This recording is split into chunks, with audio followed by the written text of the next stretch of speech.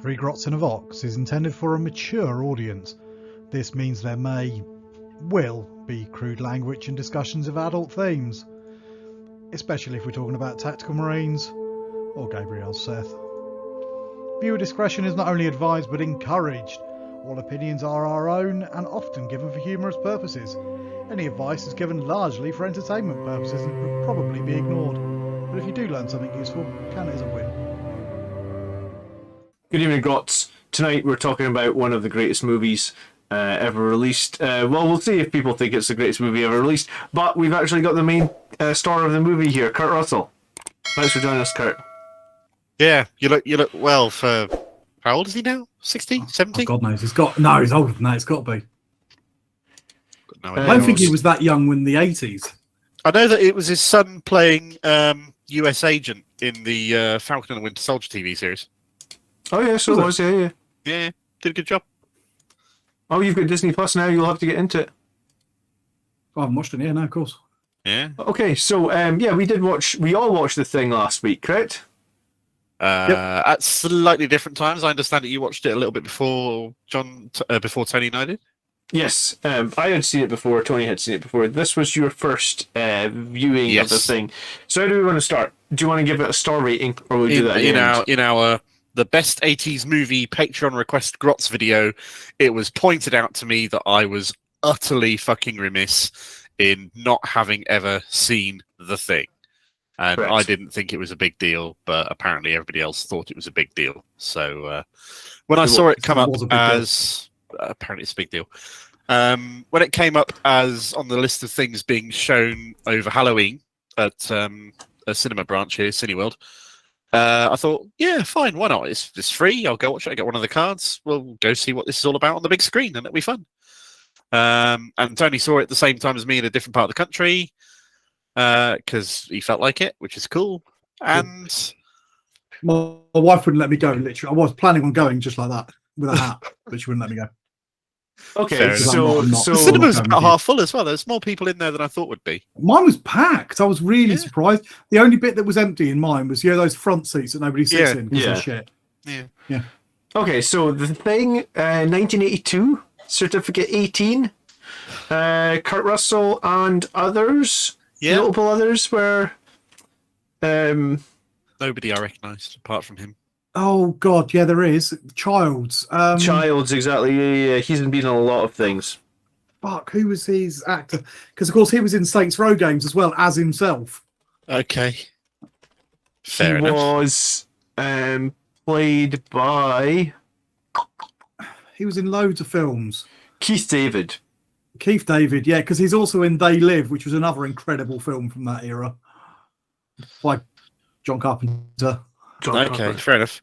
Look, I think the reason why I never really bothered to pay much attention to this before was largely because I'm not a massive fan who goes out of his way for horror movies. That thrill, that edge, isn't something that I necessarily equate with a fun experience, really. Was it a horror? Did you feel like it was a horror movie when you watched it? I felt like it was a 40-year-old horror movie. Did you? Because it was definitely dated. I think of it a bit like the original Aliens. In watching it, I could see where Alien came from, and I could see where Predator came from. You see elements of both of them really easily combined. Not so much where Aliens from as and Aliens, how they both grew and split out from the thing. Yeah. Well, you can see how it's formative and important and critical to a great many things that came after it. But I'm not bothered about watching it again.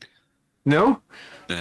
So what were, I guess, like, what's your favourite bit, Mark? Let's ask everyone, what's your favourite bit in the movie?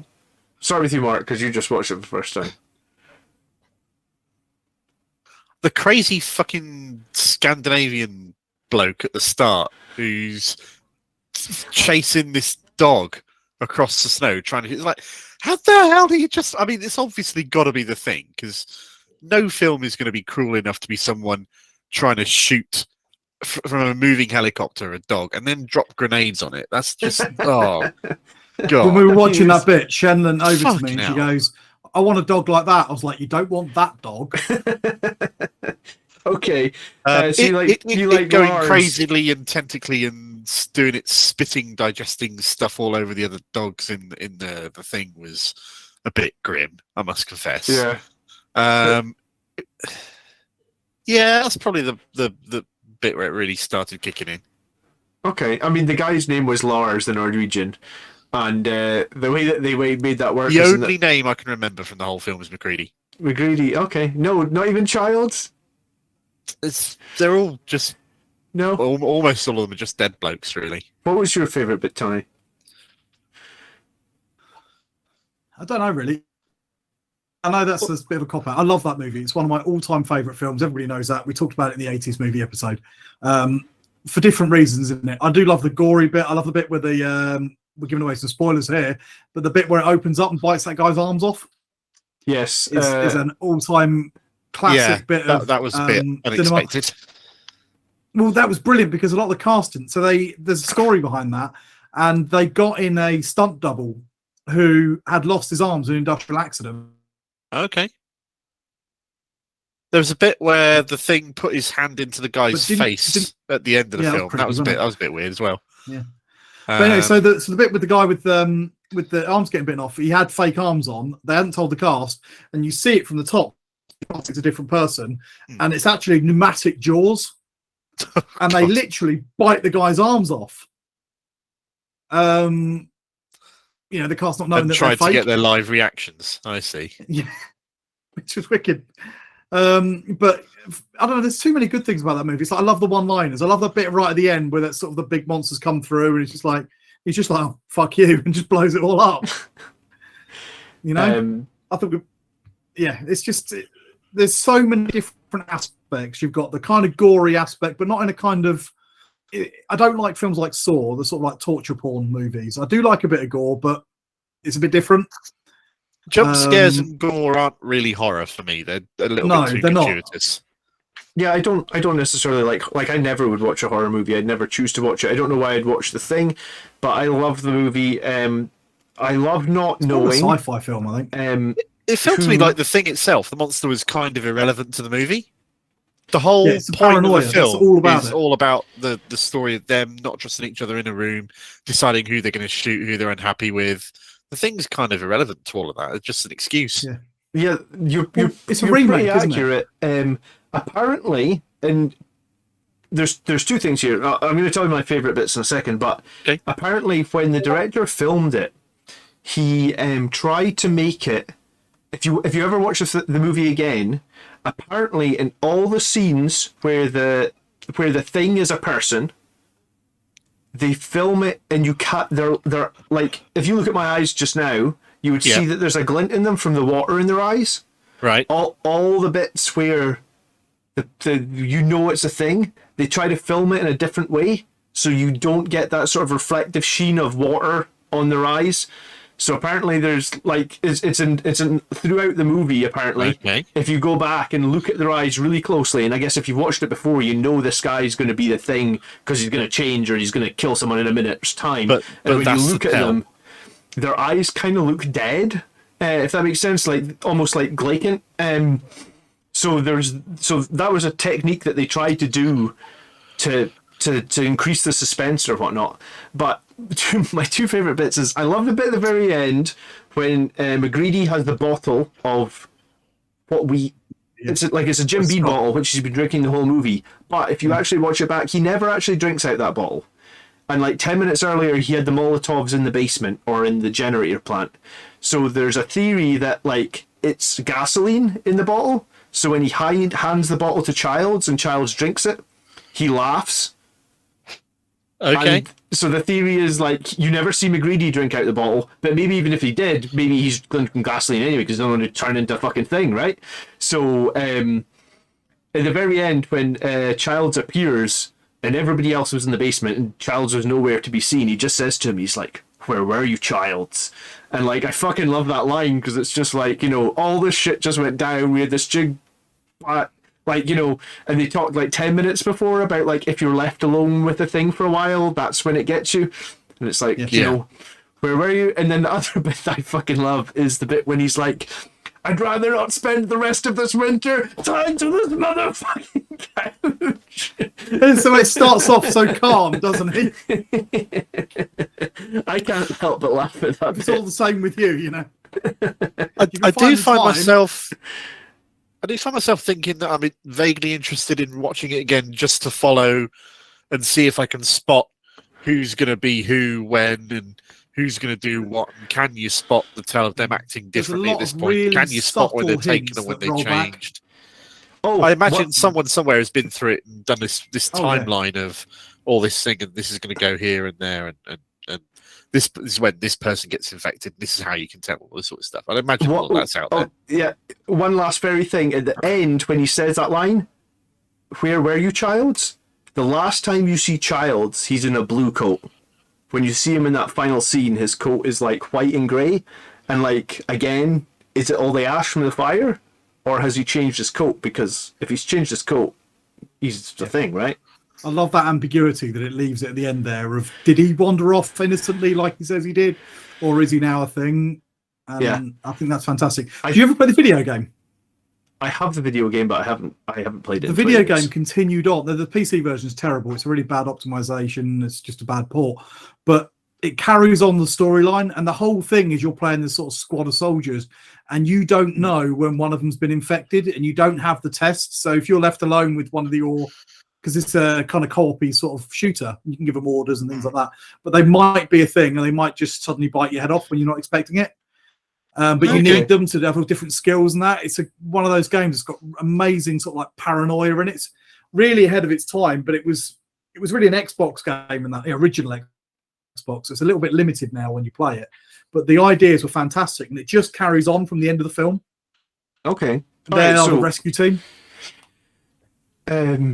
Any bits that you felt were really weak, Mark?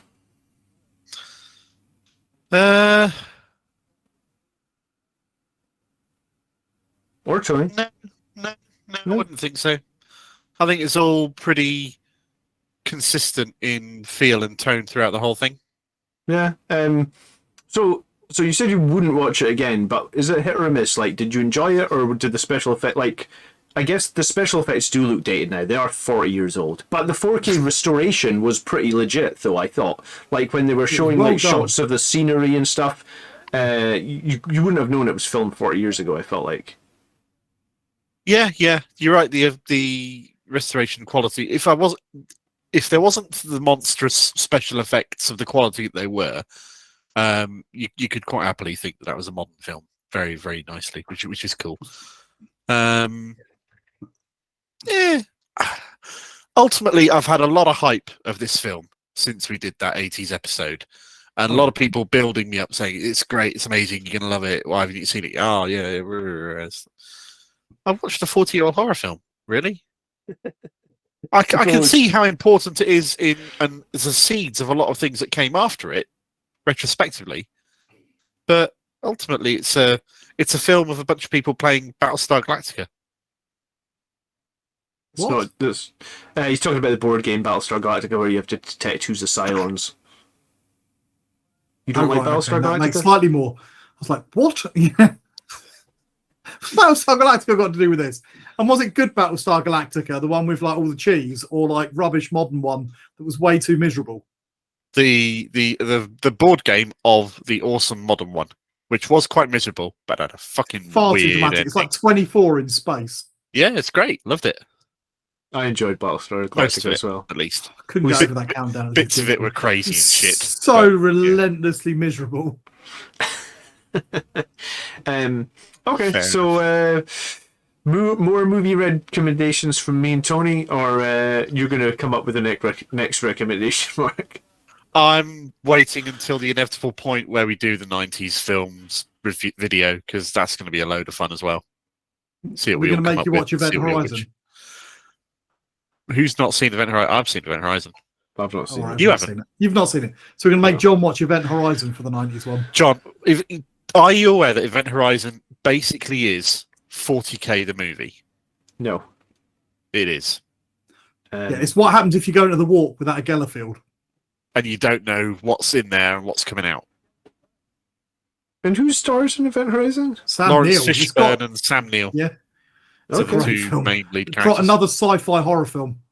Okay, I've never seen it. Yeah, I don't think I've seen it- Lawrence Fishburne till The Matrix, to be honest. Yeah, this is something you did before then that was pretty good. Good, yeah. Okay. Right, so we need to give this a rating, I think, because we need to give these things like completely unsolicited, inexpert ratings on things. Mark, Absolutely. you're the new boy. What do you give it? If you're watching it for the 5 first stars. time today, 3.5 out of 5. Okay, Tony? 5. Obviously. Yeah. Stupid question. But I do understand where Mark's coming from, because if it's the first time you've seen it, it's a bit different, isn't it? You know, the special effects are really good and they have held up well because they're practical effects and not CG, so they've not dated in that respect. But some of the bits do look a bit rubbery. Some of the gooey bits look a bit toyish. And there's one special effect that I just don't think has held up at all, and it's the blood, which just looks like ketchup. I was going to say, it looks very claymation. So I guess, like, reviewing this 40 years on, I guess for now it's 4.5 stars for me. But when I watched it 20 years ago for the first time, like, 5 stars. It was. I literally watched it around the time I first watched Aliens, Aliens 2, Predator, all these sort of 80s movies, Terminator. If you remember how bad the CG was at the end of Terminator 1, that gave me fucking sleepless nights for like 6 months. Couldn't fucking sleep. The Terminator looked like claymation as well, but yeah. It was stop motion.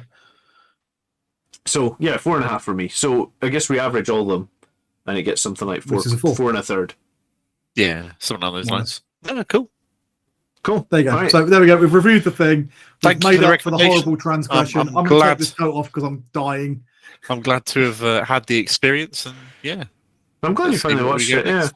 yeah. I can't wait to watch some of these with my kids for the first time. But I mean, by then, God knows how bad those those special effects will look.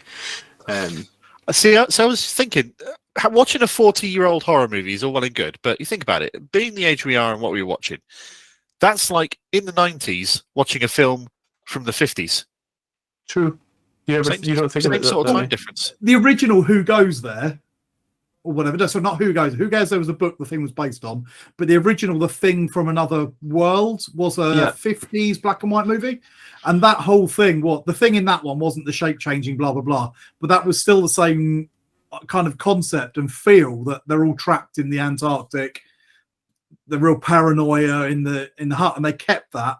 It's just a bit less funny, the black and white one, when John Carpenter remade it. And when they tried to remake or say prequel it, I think they tried to bring that back. Although I think the new one has dated more than the 80s one. On reflection, there are a couple of bits about it that I kind of don't quite sit well with me, and I think I'd like to question if it's not just a case of narrative purpose. And one of them is the thing is basically animalistic, as far as we can tell. It doesn't appear to be sentient, really. So, how is it flying in a fucking spaceship? No, I disagree. I think it was sentient because it's building a spaceship at one point. Yeah, that's true. It's building a spaceship. Fair point. I mean, it built that fucking spaceship pretty quick, right? That's all. Yeah, okay. All right. Just not necessarily sentient in the way that communicates with or is relatable to humans. Yeah, I think that's kind of the point of it. It's that whole kind of hive. Every part of it is sentient and every part of it is part of a whole. Okay. All right, I'll take that. And the second one is they all fell to paranoia and infighting very quickly. And it doesn't quite feel real the way they did that. But again, the film's got to move. So, yeah, fine. Well, it does move over a few. It moves, when you see McCready recording that voice message after he's been elected leader, he says that's 48 hours later. So it does take place over a good few days. They've already been trapped in the Arctic. They've got no way out. It's been days. Someone's trying to eat them. I think you can sort of see a little bit of paranoia creeping in. Yeah, there's there no was exposition, which is nice. It doesn't make it that pick all up clear as you how go. long the time period is, does it? No. But there was It's only that one specific point it does it. There was a throwaway line that McCready has, like, just before they go down to the generator room, which was like, it was something along the lines of like, "We're not getting out if you're alive." And he says it to the other two people that are with, and like, they do not question it at all. Like, it's like, we're all going to go down You know, we're all just going to die here. And they're just like, all right, you know, let's blow everything up. You know, like, no I one can't says, remember like... the guy's name, the guy in charge, because he just sort of he looks at, when he says that, Gary? the guy in charge, I just think it was Gary, Gary, that was yeah. it. He looks at him shit, just to I didn't know say, one of their names apart from McCready. There you go. yeah, all right, yeah. It was that look of, yeah, we're definitely not getting out of this alive. But yeah, I did think that was like, you know, like if you said to me like, right, you know, that's it, guys, we're fucked. I'd be like, there's nothing else we can do, you know, like. I don't know. Sure? We're fucked. Let's take the bastards down with us. I can get behind that. Yeah, so it's a product of its time, I guess. Yeah, no worries. Cool. Cheers, guys. Peace. If you like this sort of content, probably pick a movie channel or something, not ours. Like and subscribe. Recommend films, and we might consider giving you our point of view on them, or even discussing them on a chat when we've If got we like nothing them else enough. to do. Yeah. Because it wouldn't be the first time, and it almost certainly ain't going to be the last time at this rate. Unless it's Yes. a crap film, in which case you might just give it a pass. Which kind of speaks for itself, really. Yeah, we'll just Anyway. give it a one-word answer. It's shit when I'm watching it. Or we have watched it. All right. Catch you in the next We one. might even Twilight. get Tony to say, well, it's a bit shit, really. I reckon I've mellowed. Yeah, you haven't said it in a while. Cheers, guys. Peace. So I wanted to show you the special edition Titans of Cult 4K limited edition thing release. Titans of Cult are basically a new thing that they're doing where they're releasing like really old movies in 4K in a steelbook with special covers. They call it Titans of Cult because I guess these are now cult classics. So this is The Thing, 1982 John Carpenter. I mean, if you've watched up until this point in the video and you've not seen the movie, then I think the whole movie's been spoiled for you. So I think you should have watched the movie, and let's get into this Titans of Cult edition. I've been wanting to buy the 4K version of The Thing now, probably for like a few years. Had it in my basket loads of times at Amazon because it's usually about $25, and I just so happened to plan to wait till it came down a little bit in price, and then they announced that they were going to do this special edition Titans of Cult, and that's when I decided that maybe we'll grab the 4K. Okay, so there's a sticker on the back, so this is just a bit of cardboard stuck on the back. Let me get into this plastic case though, because this is where our steelbook is going to be. Oh, interesting. So we get a little pin, United States Science Institute number 4, and then we get a little patch, I guess, for your jeans. It looks like maybe it's like an iron-on patch or something. That's going to be useful for me because all my jeans are through in the knees from going around on the floor changing babies' nappies. So this is your 4K steelbook. Now this thing is pretty gorgeous actually. I don't know how well that's reflecting on the camera, but it looks very cool. Man is the warmest place to hide, and this is the petri dish from the scene in the movie. So there you go. You get 2 discs. One disc is the 4K Ultra HD. That's in French. I think it says, I don't know what it says, something. And then this is, what's this?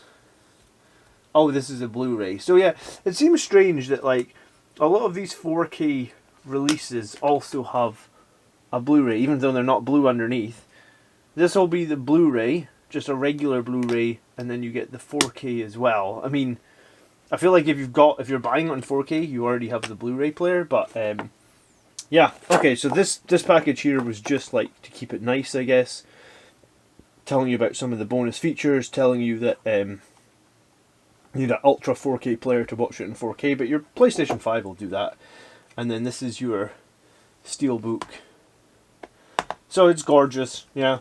I'm actually unboxing this about 10 days before we're going to do the video on the channel, but I'm going to watch it, I think, this Friday night, so we're prepared to do the review. I'm super excited. I probably actually watched it maybe just 2 or 3 years ago, but I love this movie. I love it so much, and I've been wanting it on 4K. There's a few of these older movies that are getting remastered now. So yeah, that's the unboxing, and I hope you enjoyed the rest of the video. If you do want to subscribe to the channel, it does mean a lot to us. We do really appreciate it. There's obviously new content coming out every week, and I will catch you in the next video, guys. Peace.